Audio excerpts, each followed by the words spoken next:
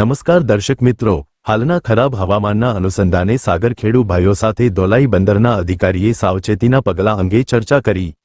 માહિતીની વિસ્તૃત ચર્ચા કરીએ તો નવસારી જિલ્લાના ધોલાઈ ફિશિંગ પોર્ટ ઉપર પોર્ટ ઓફિસર ખુશ્બુબેન ટંડેલ દ્વારા સાગરખેડુ ભાઈઓ સાથે હાલમાં બગડતા હવામાનને લક્ષ્યમાં રાખી સાવચેતીના પગલાં રાખવા બાબતે એક ઔપચારિક ચર્ચા કરવામાં આવી હતી।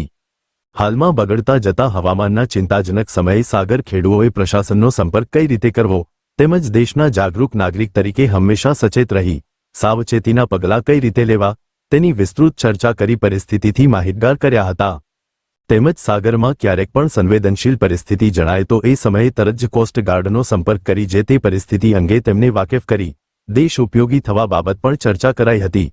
અંતે ચર્ચાના પ્રતિભાવમાં ખરેખર સમજુ એવા સાગરખેડુ ભાઈઓ દ્વારા પોતાની સમજદારી રૂપે કેટલીક સકારાત્મક બાબતોનું વર્ણન કરવામાં આવ્યું હતું।